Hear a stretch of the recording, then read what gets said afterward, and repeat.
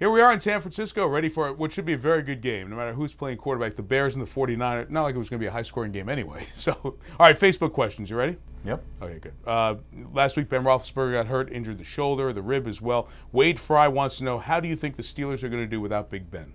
They played pretty good without Big Ben a few years ago when he was suspended, but the Steeler defense was at full strength.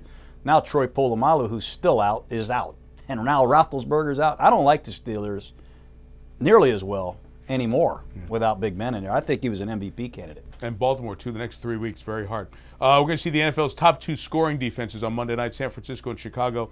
And Matthew Lehman wants to know, Niners defense, are they close to being as good as the Bears? Absolutely. They're very close. They don't generate the splash turnover touchdown plays, at least they haven't, but they're wicked. These are the top 2 scoring defenses in the NFL. If you're a gambling man, take the under. No. Take the under. I don't know. Do they do such things? 49 tight end Vernon Davis has just 6 catches in the last 3 games. Nick Phillips is curious, will the Niners use Davis's speed to exploit matchups against the Bears linebackers? You would think so. Now, good. Vernon Davis is, yeah, exactly. Strong, Vernon Davis is going to line up everywhere. He's going to come out of the backfield. He's going to shift. They're going to line him up at wide receiver, split end, flanker. I don't care where they line him up. They got to get him the ball. They haven't done that in the last 4 weeks. I was talking to him about it on Saturday. He's a different guy. A few years ago, he would have been off the deep end and mad and angry. He's learned how to kind of channel that a little bit. Remember, in the playoffs, this happened towards the end of last year. In the playoffs, he took off. He was great in the playoffs. So I have one more for you. John, we know you have no issues with how the game's officiated, but Jeffrey Scott Lawrence wants you to think really hard. What's the one rule you would change or get rid of, and why would you do it? Well, a 15-yard penalty for swearing.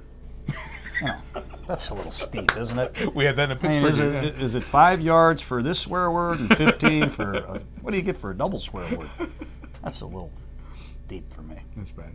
How about pass interference? I want pass clarity. interference? Both offensive and defensive pass interference.